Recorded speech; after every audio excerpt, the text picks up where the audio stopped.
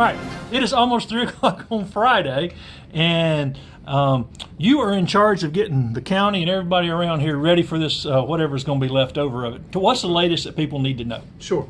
Latest weather, it looks like we are potentially going to get slightly less rain than originally forecast. Obviously, that's subject to change with even a shift of the storm north-south, or whether it speeds up or slows down. All those things change. But based on the current forecast, we're looking at slightly less rain, potential slight increase in windage.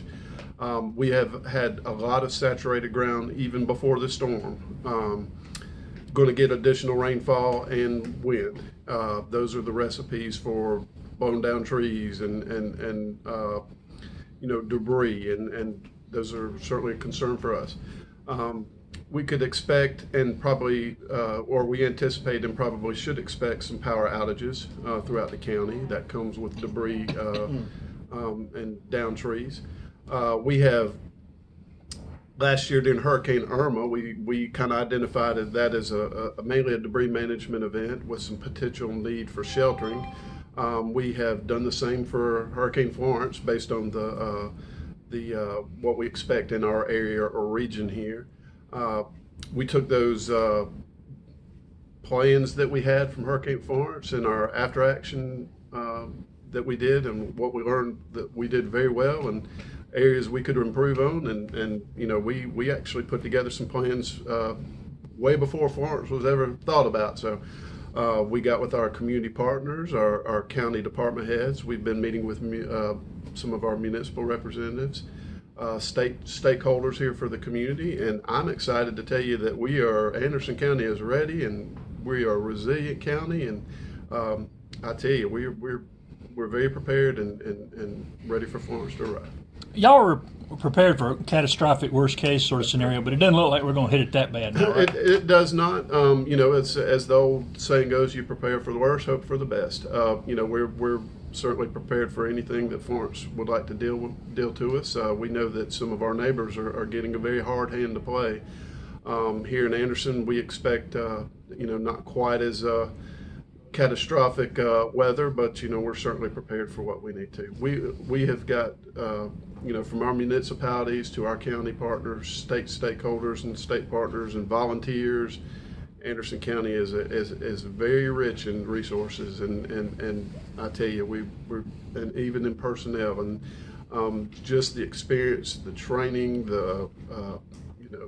I'm blessed to have them as partners. In the past, when we didn't get hit, when we expected it, we were able to send people to help others. Is that still part of our plan? If we don't have any problems, we can send some of our people to... It is, and we get asked that a lot. Hey, why would we send resources, and we need to keep them here and things like that. Well, we at the very beginning of the week, we really weren't sure what this storm was going to do. At the beginning of the week, we're kind of where we are today. It looks like we were going to get just a little bit of wind and rainfall. As the weeks progressed, our forecast got a little worse, and of course it's kind of scaled back a little bit. But obviously still concerned, still prepared. But absolutely, we decided as the forecast kind of changed for us, we decided to keep our resources here. There have been some deployed resources from Anderson to the coastal regions. I know the IMT team, the Incident Management Team, ran by Chief Bradshaw from City Fire, Tech Rescue, and some of our county and municipal fire departments have done some resources for swift water rescue and things like that. They've already left the area, but rest assured that between City Fire, all of our municipalities and county fires, they didn't give away all of our resources. They sent what was available to send now.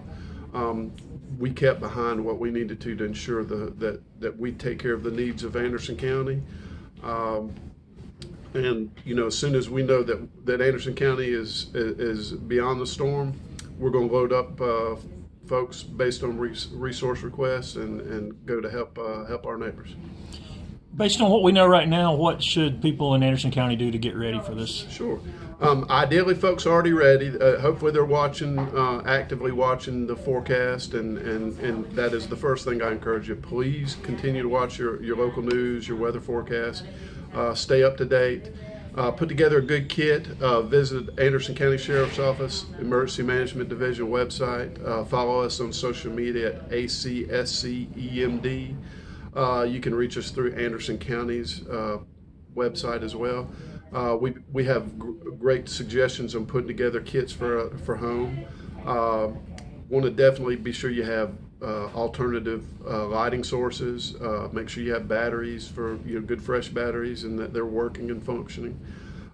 Please, by all means, if power goes out, don't bring the gas grill inside. Leave those outside in a safe area to cook on. We don't want to introduce dangerous gases to the inside of a residence. Same thing with generators. Some of us are fortunate enough to have them. If it does go out, leave those outside. Bring your extension cords in. Let's keep the inside of the house safe. Just be patient. We do anticipate some power outages, so be patient as those crews are here working. We've got great partnership with Duke. Duke has sent some resources outside of the area. They have kept back again enough to take care of our region. They've brought in resources as well to supplement, so we'll be in good shape. Just be patient. And just, hey, family time. It's, make sure you got plenty of food and water to take care of you for a couple days. Put together a good kit. We don't do it enough. When the storm hits, shut the door and just spend time with the family. No TVs and, hey, great time to catch up. Be sure we check in on our neighbors. Please, we have a lot of single residents here throughout the county, elderly, special needs, people with medical needs. Please be sure we're checking on them before the storm and after the storm. And if there's anything we can do on their behalf, you please reach out to us. We're going to take care of it. And you're talking about being patient. Duke does have substantial resources to work even faster than like a normal. Oh, absolutely. Yeah, they were phenomenal. Hurricane Irma. I mean, we were 20,000+ without power in our county, and if you how those numbers decreased, it seemed like every time they were identifying major portions of grids. Man, yeah, they're phenomenal, and we have a great working relationship and partnership with Duke Energy. And as well as our other power resources as well. They all do a great job. With ice storms are certainly something that we experience probably a lot more up here than the coastal regions, and probably experience them a whole lot more, obviously, than hurricanes or big storms with mass power outages. So they've got it down to a science. And like you said, y'all plan ahead to try to manage some of that debris ahead of time to avoid some of the things we've had in the past. Pre-staging assets, got adequate personnel, very well equipped, ready to hit the street. The 8 a.m. tomorrow morning, before that storm gets here, the EOC will be activated, assets will be pre-staged, and we are ready to go.